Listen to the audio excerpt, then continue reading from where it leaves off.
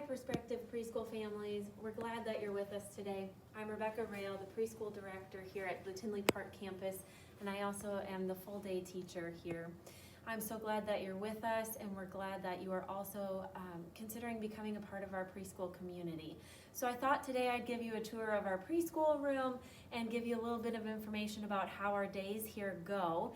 Unfortunately, you can't be here in person, but I thought if I explained that, you would get a better feel of what preschool is really like here. So we're starting here at our tables. These 3 tables play a big part in our day. Every morning our students come in, and after putting away backpacks and signing in and washing hands, they spend a good chunk of time here doing things that build their muscles and their fingers. And so we do lots of puzzles and Play-Doh and cutting and gluing. After that, we come on over here to our circle time, and we spend about 20 to 30 minutes here on our rug. We do all kinds of things here that include shapes and stories. We talk about the weather, we learn our pledge, and we do our devotions here as well. Other times throughout the day, we're here to read other group stories or lessons, and we're here to play and learn on the rug as well. Over on the other side of our circle time, we also spend our time for Bible.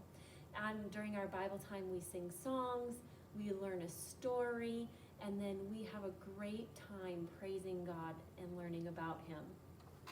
And then you can see that our room is set up in stations, or what we call centers. Each center has a specific learning goal in it. So in our puzzle center, we're using our fingers again to do things that are small tasks, like puzzles, stringing beads, stacking small blocks. And we also in this center use counting, patterning, sorting skills. We have a reading center where we're reading stories independently or listening to them on a CD. We have a place to write and create books and stories of our own.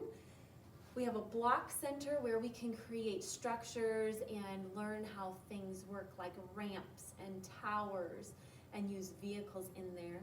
We also have a science center. Our science center focuses on natural resources and also some STEM projects and how those things in God's creation work.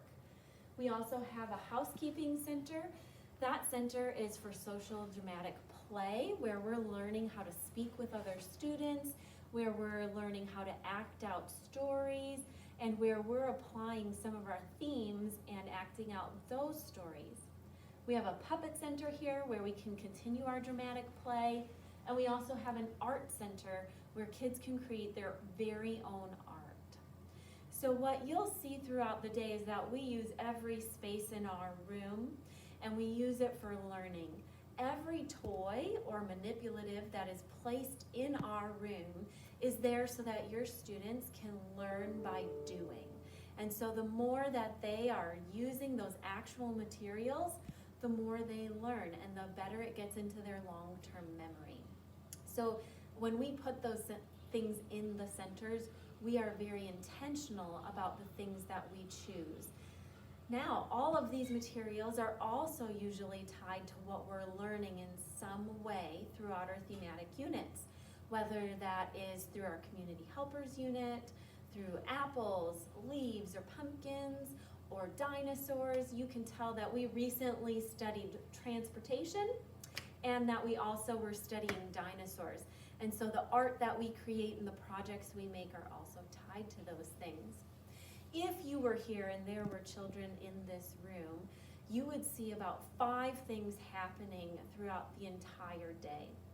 Number 1, kids would be moving throughout our room very independently. They would need very little assistance from our teachers as we've trained them in how to use our room and use it well. So at the beginning of the year, we spend lots of time showing them how to use the things in here, all the way from our cubbies to our centers to opening their own snack. You would also not have a quiet room. It would be quite noisy, or a gentle hum of noise throughout most of the day.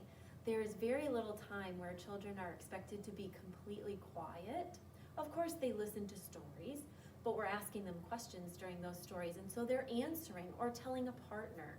If they're in centers, they are speaking with the people who are in their group and learning together. If they're at snack, we're quite often talking about some of our favorite parts of the morning. So it is very rarely ever completely quiet in our classroom. Third, you would see kids using real materials to explore, to create, to make choices. They would be using much more concrete things than they would abstract things. And that is also another reason that we have centers. Our preschool students complete very little paper and pencil work. They use paper and pencils, but they use them to create projects and to complete activities that have really tangible meanings to what we're studying. And the last thing that you would see is that we have woven Christ throughout all of our day. We are doing our devotions, we are learning our Bible stories, and then we're talking about those things throughout our morning and our afternoon.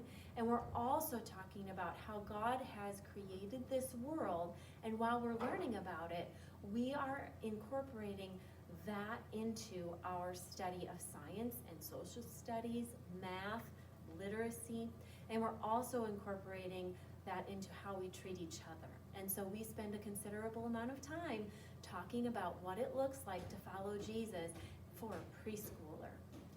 So if you're watching this video online, either through Facebook or YouTube or another online venue, and you have questions, feel free to email me at rrael, so that's R-A-E-L, at swchristian.org.